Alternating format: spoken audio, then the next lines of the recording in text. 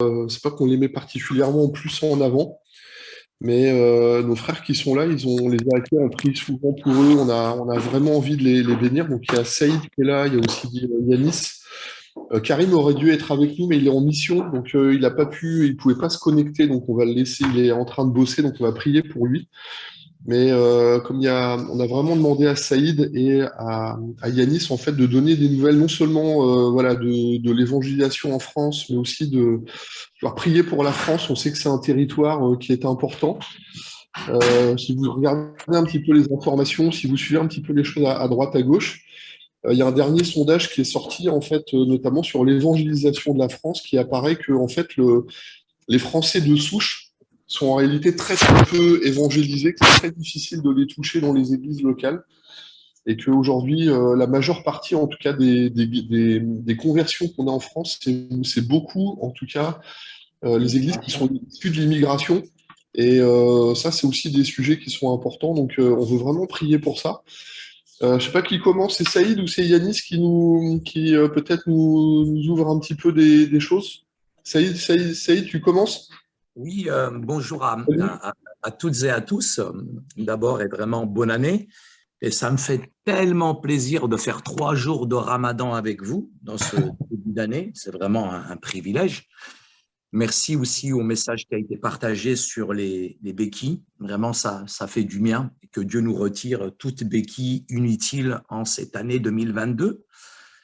La dame de la Poste m'a téléphoné avant le 31 décembre et me dire, Monsieur Oujibou, dépêchez-vous, le prix des timbres va augmenter. Je suis arrivé en 2022, l'électricité a augmenté, la baguette, elle a augmenté que chez Leclerc. Grâce à Dieu, ils l'ont fait à 29 centimes. L'essence a augmenté. Je me rends compte que tout a augmenté, même le niveau de problème augmente. J'étais hier avec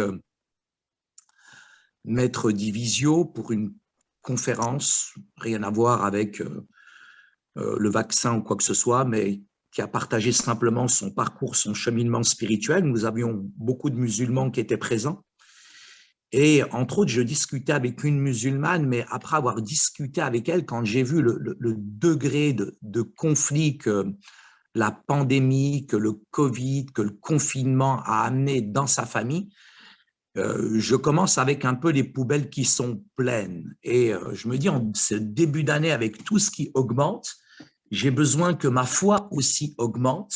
J'ai besoin que le Saint-Esprit, que la puissance du Saint-Esprit aussi augmente en moi, parce que c'est pas le travail qui manque. J'ai eu la chance, le privilège de me retrouver à Orléans, où j'ai collaboré avec plusieurs églises, j'ai formé les églises, on a eu quelques personnes des Assemblées de Dieu, mais de différentes églises. Et depuis quelques années, entre guillemets, on nous parle de ces implantations d'églises qui sont une bonne chose, mais on néglige, on oublie cette évangélisation qui nous rafraîchit sur le terrain, cette évangélisation qui est individuelle, qui est personnelle. Et l'évangélisation ne naît jamais pour moi d'un sentiment de culpabilité. L'évangélisation, c'est pas un week-end, c'est pas un flyer. Mais ce que j'essaye de faire avec les différentes églises avec lesquelles je travaille, c'est vraiment de ne pas mesurer le succès d'un projet d'évangélisation au nombre d'inconvertis qui sont venus à notre fête de Noël à Orléans. Même l'adjoint au maire était présent. Mais comment, de manière pertinente, d'une manière intelligente, redonner de l'oxygène, redonner de la vie, redonner du souffle et essayer d'impacter l'Église pour qu'elle soit en phase avec la réalité du terrain et que l'évangélisation redevienne véritablement le moteur, et surtout l'évangélisation personnelle et individuelle. Donc ça, c'est vraiment un grand sujet de prière pour cette année. Peut-être juste vous décrire mon week-end. J'étais à l'initiative d'une pastorale. Je suis l'ambassadeur d'une pastorale toute nouvelle sur l'île de France et j'ai tellement été encouragé de voir plusieurs pasteurs qui ne sont pas du tout dans les écrans radars des assemblées de Dieu, du CNEF ou alors de la FPF. On a l'impression que parfois on a un peu le syndrome d'Élie, on a l'impression qu'on est tout seul. mais je bénis Dieu ce samedi matin, j'ai rencontré vraiment des pasteurs, par exemple sur Logne, qui font des implantations d'églises, mais vraiment à partir de rien.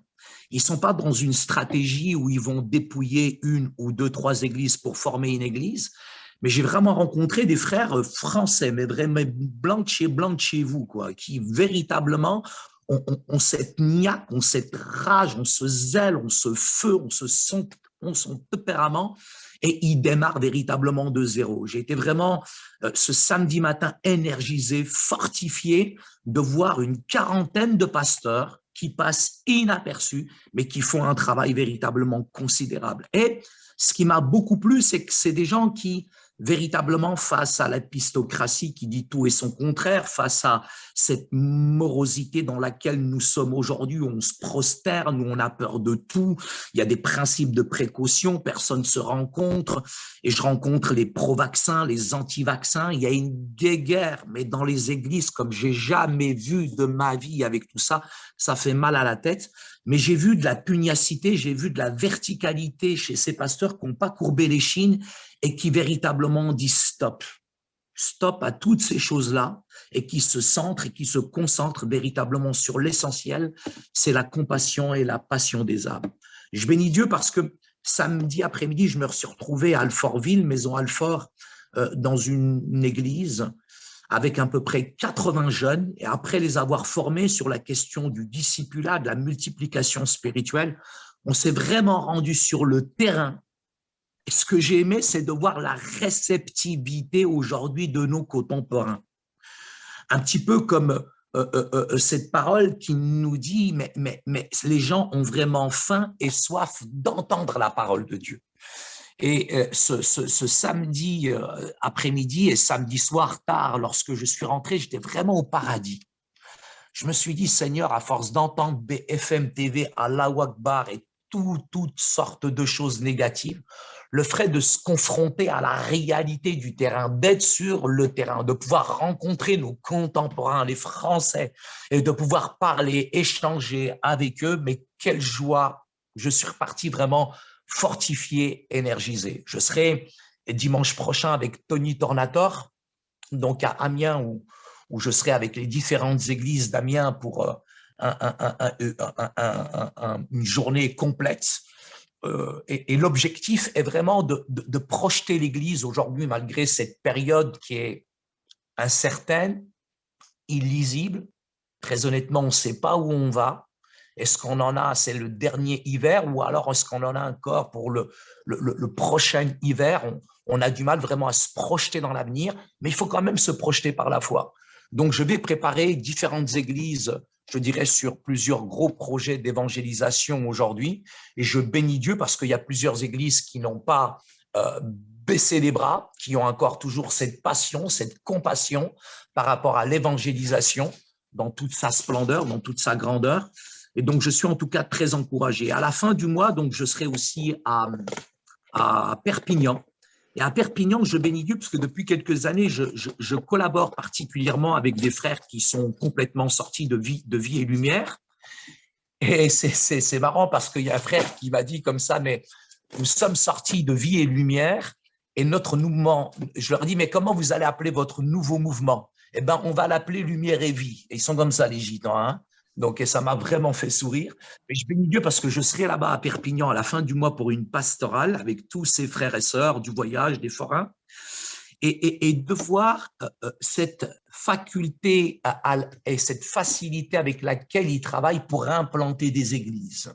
Ils ont des problèmes de locaux, donc je bénis Dieu parce que j'ai une très bonne relation avec le maire de Perpignan, Louis Alliot, qui va se déplacer, qui va venir à notre pastorale et j'espère qu'il pourra aussi nous ouvrir les portes, en tout cas par rapport à l'évangélisation de la ville et de la région. Je bénis Dieu, dernièrement, j'ai rencontré une petite musulmane qui m'a dit à travers les réseaux sociaux, à travers les émissions que nous faisons, donc son père est imam, son grand-père est imam, et j'étais avec une journaliste du Monde dernièrement qui me disait, mais qu'est-ce qui se passe dans le monde musulman? Je lui ai dit, écoutez, tout simplement, je n'ai pas besoin d'aller dans la rue pour les évangéliser, mais il y a une telle faim, une telle soif pendant toute cette période assez difficile et douloureuse que nous avons traversée, que les musulmans se posent des questions, cherchent eux-mêmes, fouillent et nous contactent directement. Je n'ai pas besoin de les contacter, c'est eux véritablement qui viennent vers nous. Et je bénis Dieu pour cette pluie vraiment de conversion.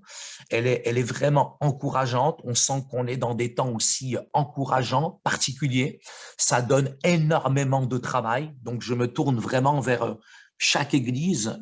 On est plus de 70 ce matin. Donc, je vous remercie. Je remercie particulièrement donc Bruno, la mission intérieure et toutes les églises véritablement pour vos prières. Merci de prier pour Fatima. Fatima vient de contracter le Covid et malheureusement, donc à 1h du matin, mon frère m'a contacté. Donc, je suis un peu dans l'urgence. Je suis sur un départ. Ma maman de 82 ans a contracté le Covid. Elle a de la fièvre. Elle est au CHU de Brabois à Nancy.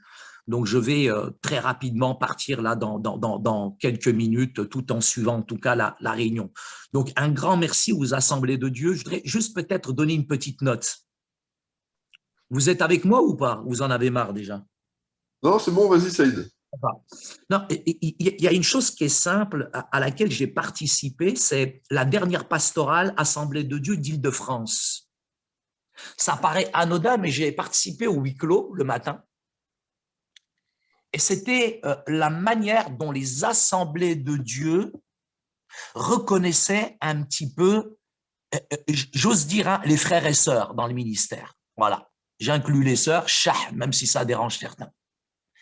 Et la manière dont les assemblées de Dieu travaillent, leur discernement, cette rigueur avec laquelle ils travaillent, la manière dont ils ont des critères aussi pour que les frères puissent rejoindre le service de Dieu au sein de ce mouvement, j'ai été béni et très honnêtement, j'ai trouvé ça hyper protecteur et rassurant. Et je bénis Dieu, les assemblées de Dieu pour cette rigueur qu'ils ont et j'espère qu'ils vont jamais la perdre. Pourquoi je dis ça?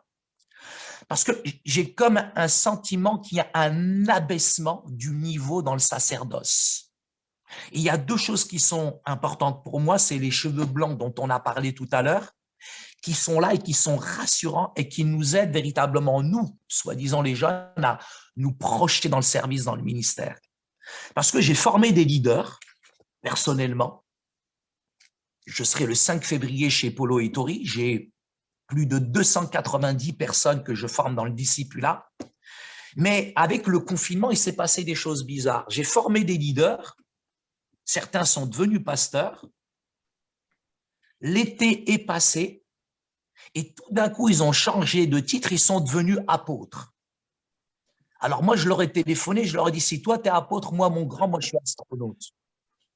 Je voudrais juste te dire merci Seigneur pour les assemblées de Dieu, pour leur rigueur, pour leur manière de travailler, parce que ça, c'est hyper rassurant. Et frères et sœurs, on a vraiment besoin d'élever le niveau dans le sacerdoce. On ne peut pas plaisanter avec la fonction, avec le ministère. Et c'est rassurant de faire partie d'un cadre. Je ne suis pas quelqu'un qui suit dans les normes, je bouge les lignes, je rencontre des fous furieux, je rencontre des infréquentables toute la semaine, tout le mois, etc. Mais je bénis Dieu de pouvoir toujours être dans la mission intérieure avec les assemblées de Dieu et d'être dans un cadre qui est rassurant. En tout cas, que Dieu vous bénisse. J'ai eu l'occasion d'avoir quelques photos de Karim, puisqu'il est en Afrique. Rapidement parler de Karim, mais je bénis Dieu pour la qualité de ce frère, pour son sérieux, pour son investissement. Il m'a fait un bilan, un compte-rendu de son travail en Italie, mais en France. Il a organisé beaucoup de fêtes de Noël. Il y a une très belle, frères et sœurs, implantation d'église avec lui qui se fait à Milan. Merci Seigneur pour ce pitbull du Seigneur. Ça fait la deuxième fois qu'il attrape le Covid. Je ne sais pas comment il fait pour attraper le Covid, c'est de saleté. Je crois que le Covid, il est raciste, il n'aime pas les Marocains. Mais j'arrive pas à attraper le Covid. Ma femme, elle l'attrape, ma mère, elle l'attrape, il n'y a que moi qui ne l'attrape pas. Mais que le Seigneur nous garde en tout cas. Mais je bénis Dieu aussi, que Dieu nous garde des variants antillais et congolais. S'il y a un variant congolais qui frappe la France, vraiment, on est tous foutus. Donc que Dieu nous garde, que Dieu nous protège. Que Dieu vous bénisse. Merci beaucoup, Saïd. Merci pour ton travail. Il fait un immense boulot. Moi, je l'ai vu, la dernière fois, je voulais voir un petit peu comment Saïd travaillait. Quand il est chez Polo, là, quand il était à Fila avec les 300 personnes qui étaient là, il y a des gens qui ne sont pas que de l'Île-de-France, des gens qui venaient du Val-de-Loire, de la Normandie, de plus loin. Et en fait, les gens viennent pour cette formation et repartent brûlants, parce qu'ils sont dans les rues de Paris, ils vont témoigner, etc. Un immense travail. Et un grand merci vraiment, Saïd, pour ton cœur. Est-ce que tu peux nous donner un état de ta santé, s'il te plaît? Moi, Parce que tout moi, le monde ne moi, sait pas moi, quel ma, est ton état de santé. Et puis, Saïd, s'il te plaît. ma santé à moi, c'est bizarre, j'ai honnêtement tous les symptômes du Covid, mais je ne l'ai pas. Fatima, elle a le symptôme, mais elle est en pleine forme. Moi, je suis quand même un peu fragilisé, un petit peu diminué physiquement. Donc, j'ai plus la même pêche, la même patate. Même quand je prêche un petit peu, je suis essoufflé. Mais je fais des tests là encore tout à l'heure. Donc, un petit peu fatigué, un petit peu usé. Mes poubelles, j'ai envie de dire, elles sont un peu pleines avec tout ce qu'on entend, tout ce qu'on prend, tout ce qu'on subit. Et ben, j'ai besoin un peu de me mettre à l'écart pour essayer aussi de prendre de la distance avec cette période qui n'est pas facile, qui n'est pas évidente. Et ce qui m'agace le plus, c'est les anti-vax, les pro-vax, etc. Toute cette guéguerre inutile qui freine un petit peu parfois mon ministère, parce que c'est très difficile de rencontrer les gens, d'organiser les choses, etc.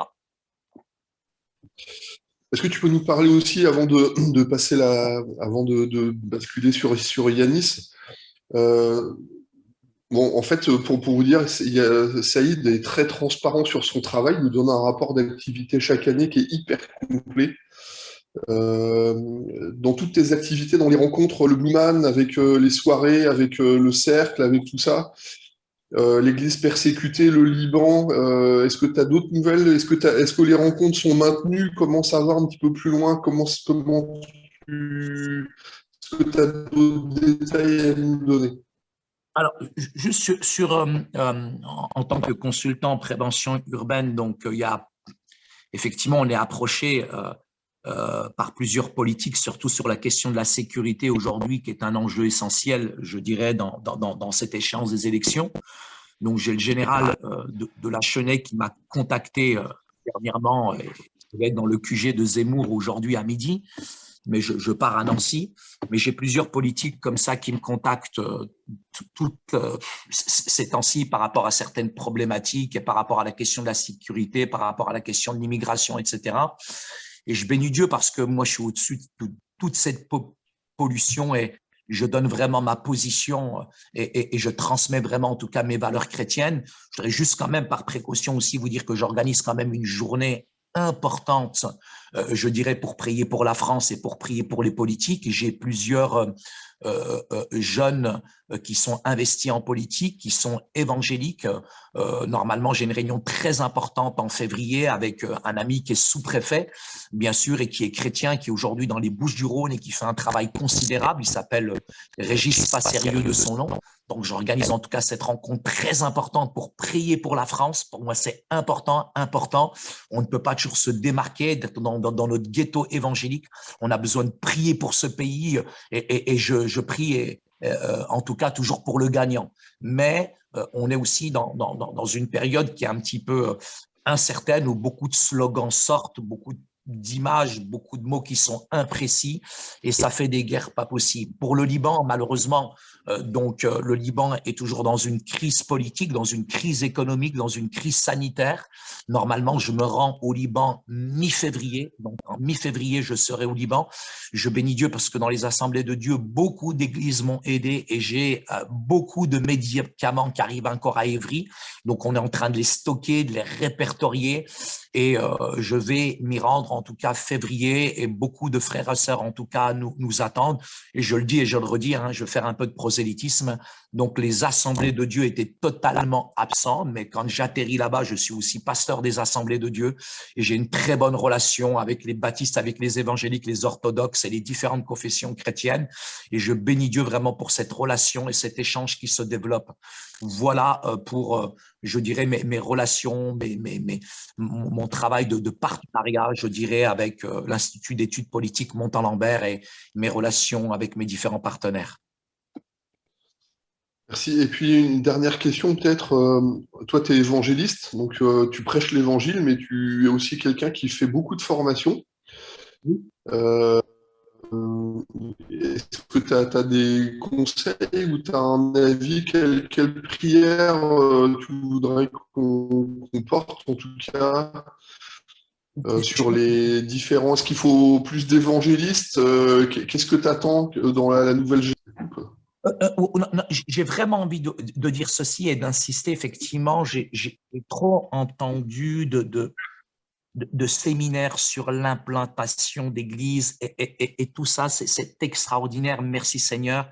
C'est important. Ça, il faut pas cesser. Mais je crois qu'on a négligé le côté euh, personnel et individuel des chrétiens. Et il faut renvoyer les églises aussi à leurs responsabilités. Je crois qu'il y a une mine, il y a un potentiel dans l'église dans laquelle j'étais samedi après-midi. Je leur disais, excusez-moi, hein, on a invité un Américain, un Canadien, c'est une belle chose, mais moi, j'attends rien des Américains, j'attends rien des Canadiens, j'attends tout de l'église française. J'attends tout des chrétiens qui sont en France. Et je crois qu'il y a un potentiel, il y a une richesse extraordinaire dans les différentes communautés chrétiennes en France. Il y a une multiplicité de dons d'évangélistes et nous devons mettre l'Église au travail. Nous devons mettre les chrétiens au travail. Je dirais la question de l'évangélisation, ça nous renvoie à notre relation personnelle avec Dieu. Ça nous renvoie à notre intimité avec le Seigneur. Je ne vais pas faire un téléthon pour amener des chrétiens dans la rue. Je ne vais pas prendre par les sentiments. Je ne vais pas les prendre par la culpabilité. Mais il faut ici renvoyer la responsabilité de l'évangélisation à chaque chrétien. Chaque chrétien est un potentiel évangéliste dans son travail, autour de lui, dans son milieu. Et on ne peut pas être un bon chrétien si d'abord on n'est pas un bon voisin. Et ça commence par là. Merci Saïd, on va prier pour toi, Fatima, et tout ce que tu portes.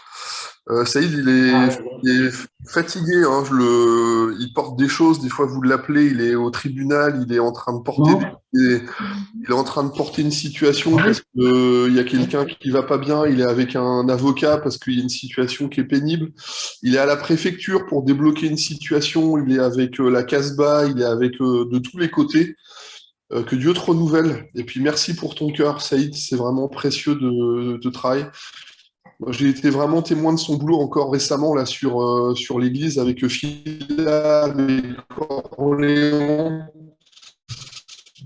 Il y a eu plusieurs de l'église d'Orléans qui étaient là-bas en toute franchise. Voilà, soutenez son ministère, soutenez son... Merci Saïd de Denis. Hein. Yannis, je bug, il paraît. Ouais, je vais changer de réseau. Ouais. Yanis, un peu de...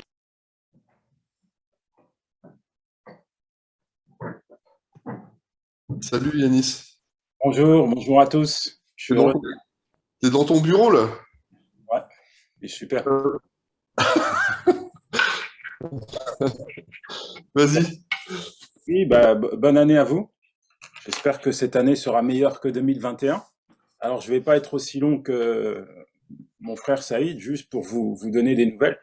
C'est la première réflexion, juste, hein, c'est juste une réflexion. On nous demande de donner des nouvelles sur le ministère des évangélistes, comment ça se passe, etc. Alors, Saïd a dit beaucoup de belles choses. Mais derrière ça, je sais comment il est, et vous le connaissez, c'est un vrai moteur qui insuffle, impulse, et le feu qu'il y a en lui est contaminant. Ça, c'est la réalité. Maintenant, des Saïd, il n'y en a pas partout. Et j'aimerais juste commencer par une question. Est-ce que les églises assemblées de Dieu vont bien? Je suis pratiquement certain que si je vous posais la question individuellement, vous me diriez, ça va mieux. Ça va mieux. On sort un petit peu la tête de l'eau, mais ça a été une année compliquée, 2021, où on a dû gérer au coup par coup ce confinement, le Covid-19, les décès, etc., etc.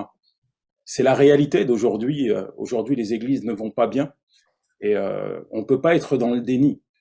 Je dis cela parce qu'il y a un lien direct avec les évangélistes et l'évangélisation. Parce que si les églises ne vont pas bien, les évangélistes ne peuvent pas aller bien. C'est pas possible. Et pour que les églises, entre guillemets, puissent être impactées, dynamisées, il faut produire des efforts monumentaux, parce que ce n'est, en tout cas d'après ce que j'ai vu au travers de mes sorties, aujourd'hui, ce n'est pas une priorité pour les églises d'organiser des événements d'évangélisation. Je pense qu'à un moment donné, c'est ma réflexion, on doit un peu se défaire. Je prenais le train pour aller à Valence mardi dernier, et il était 11 heures. Bon, je m'étais levé à 6 heures du matin, j'enchaîne les trains, je prends le train, et puis j'ai une petite faim, et je demande à la dame, la contrôleuse, est-ce qu'on a le droit de manger dans le train? Elle me dit, vous n'avez pas le droit de manger, mais par contre, vous avez le droit de picorer avec les mains. Donc, j'ai commencé à picorer. Elle me dit, oui, vous prenez un petit peu, vous mettez, puis après, vous remettez le masque. Je lui ai dit, aujourd'hui, je picore, demain, peut-être que je vais manger avec les pieds. Parce que je pense que, à un moment donné, il faut faire un constat. Oui, il y a des règles, oui, il y a des lois, oui, il y a ci, il y a ça. Mais il y a aussi la volonté de Dieu dans tout cela. Je pense qu'on doit faire une preuve de résilience, s'adapter par tous les moyens possibles qui sont à notre portée. Mais il y a une chose qu'on ne doit pas faire, c'est l'œuvre de, qu'on ne doit pas oublier, excusez-moi, c'est l'œuvre de Dieu. C'est qu'aujourd'hui, malgré tout ce qui se passe, on ne doit pas rester emmuré dans nos murs, parce qu'il y a des gens qui se meurent et il y a des gens qui ont profondément besoin d'entendre le message de l'Évangile, parce qu'on vit des temps qui sont durs et qui sont difficiles. Et les églises, donc, moi, c'est mon constat. J'ai visité des églises. Aujourd'hui, on n'est plus en capacité d'organiser des événements proprement dit. Je pense, et je prie pour que ça revienne, mais la réalité, c'est que la situation ne le permet pas, et c'est que les pasteurs gèrent tellement de choses et de difficultés qui n'ont pas franchement aujourd'hui à cœur d'organiser les événements. Et même si ils organisaient des événements, est-ce que ça suivrait derrière? Donc, il faut apporter une réflexion. Et il faut aussi prier. On parlait de béquille. Je pense que à un moment donné, la béquille que Dieu doit nous enlever, c'est nos propres appuis, quoi. À un moment donné, il faut s'appuyer sur lui. Il faut s'appuyer sur lui pour aller de l'avant. Et tout, depuis la nuit des temps, l'Église a toujours fait face à des défis, des choses difficiles. Ils ont été persécutés. Je ne vais pas vous refaire l'histoire, mais ça n'a jamais empêché l'Église d'avancer, de progresser. Voilà un petit peu ce que j'avais sur le cœur, malgré toutes ces saisons, c'est difficile. On voit quand même Dieu agir, Dieu ouvrir des portes, parfois insoupçonnées. J'ai été invité dernièrement à l'Assemblée nationale, pour parler de l'aumônerie en prison. Alors ça m'a fait sourire, parce que je n'ai même pas le statut d'aumônier, mais pourtant ils ont jugé bon de m'inviter, parce qu'ils sont en train de professionnaliser le travail des aumôniers en prison, toute religion confondue. Donc, ils voulaient m'entendre sur la pertinence des aumôniers en prison. Et ils ont lu mon témoignage sur un Nouvel Observateur. Et puis voilà, ils pensaient que j'avais quelque chose de bon à apporter. Et effectivement, j'ai essayé en tout cas d'être concis et de pouvoir saisir cette opportunité pour leur dire et mettre en avant ce formidable travail qu'effectuent les aumôniers, des lumières dans les prisons, des lumières par lesquelles Dieu éclaire les cœurs qui ont tellement besoin de se tourner vers lui. Et j'ai fait un rêve il y a pas longtemps, Dieu me secouait. Qu'est-ce que tu attends pour aller en prison? C'était bizarre ce rêve, mais voilà. Il semblerait que le travail en milieu carcéral s'impose de plus en plus à moi, et j'ai pu visiter quelques prisons, donc quelques portes qui ont été ouvertes en France, où j'ai pu témoigner, bien sûr, de ma rencontre avec Dieu, offrir des livres. Et puis nous avons aussi mené quelques actions dans les prisons à l'étranger, notamment à Kinshasa, où ils étaient touchés de plein fouet par le Covid. Donc on a offert des kits. Sur le Togo également, on a offert des denrées alimentaires, et puis on a offert également 5000 Bibles aux détenus. Il faut savoir que les détenus n'avaient pas accès aux Bibles, donc on a offert 5000 Bibles. On a mené plusieurs actions comme ça. J'ai été aussi en Côte d'Ivoire dernièrement, où j'ai visité les assemblées de Dieu, fait des belles missions. Et puis j'ai pu aller à la prison centrale d'Abidjan, là aussi, prêcher l'évangile. Et ça a été vraiment merveilleux de voir à quel point les prisonniers sont sensibles au message de l'évangile. Il y a eu vraiment de belles choses qui se sont passées. Et le petit cadeau du retour, c'est que j'ai attrapé le Covid. Mais ça va. Le 25 décembre à Noël, bah, c'est toute ma famille. Il y a eu un cluster à la maison, donc tous les enfants ont eu le Covid à leur tour. Du coup, un peu compliqué, mais aujourd'hui tout le monde va mieux. Je devais partir à Kinshasa au mois de février. Du coup, avec le confinement, le Covid, etc., j'ai préféré décaler la mission, mais ça va pas nous empêcher d'agir. Je suis en train de travailler sur une relance du projet Un livre, un détenu, parce que je vois de plus en plus que bah, il y a des aumôniers qui font vraiment un travail pertinent, même si c'est compliqué aujourd'hui en France pour eux d'accéder dans les cellules, d'organiser des événements.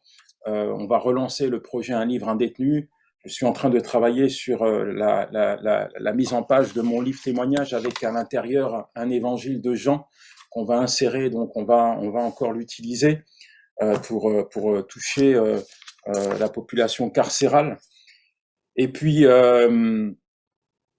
voilà, les missions en France se sont multipliées jusqu'à Noël. Et puis là, au mois de janvier, février, ça repart progressivement. J'essaye vraiment de pouvoir gérer mon temps, d'être efficace dans ce que je fais, de ne pas courir partout pour ne pas m'épuiser, et puis aussi d'être utile aux églises.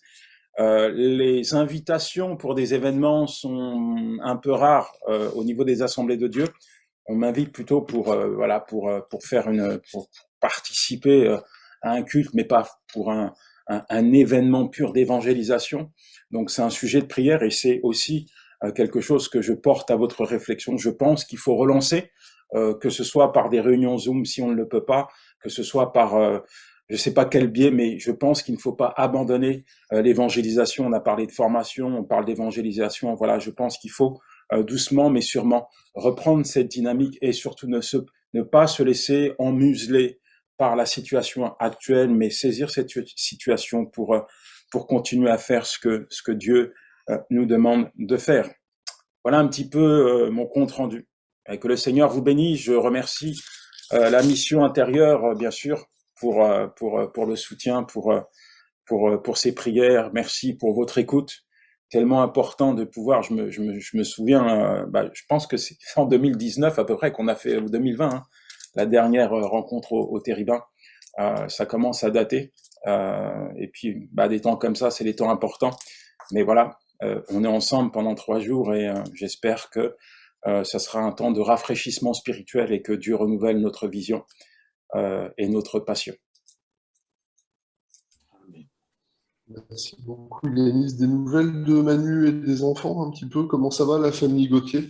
La famille Gauthier va mieux. Comme je l'ai dit, tout le monde avait le Covid. Heureusement que mon épouse est vaccinée parce qu'avec la maladie génétique, le médecin nous disait c'est 7 à 9 cas qui se retrouvent en réanimation. Donc là, ça va. Dieu nous a gardés. On remercie le Seigneur. Je ne sais pas quel variant nous avions attrapé, mais voilà. Dieu nous a protégés. Mais il faut quand même Merci beaucoup, Yanis. C'est toujours un plaisir. faut quand même prendre des précautions parce que on s'aperçoit que ça va vite, c'est une flambée et que les gens en ont un peu marre ces mesures barrières déjà installées. Donc, faut être vigilant quand même. Ouais.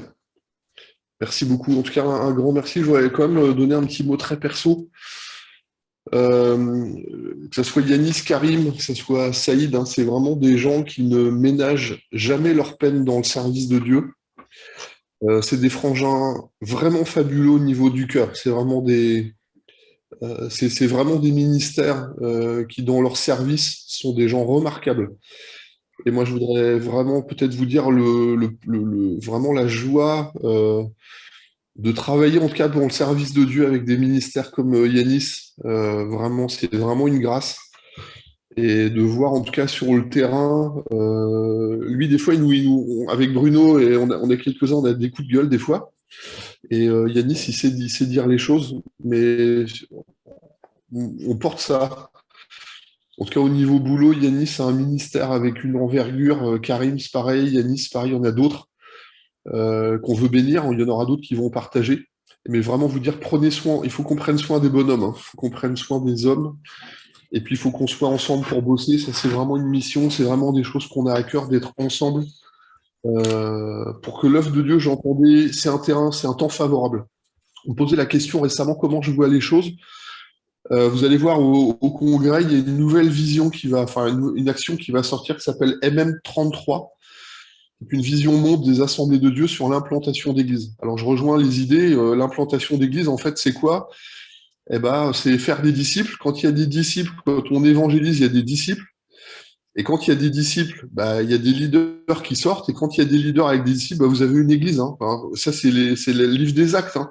J'ai rien inventé. On prêche l'évangile dans un endroit. Les gens qui croient se réunissent. Puis il y a des gens qui, naturellement, ont un cœur de leader et Dieu suscite des leaders. Et quand il y a des leaders avec des croyants, ben, il y a des églises qui s'implantent. Et le boulot de base, c'est le boulot de nos frangins.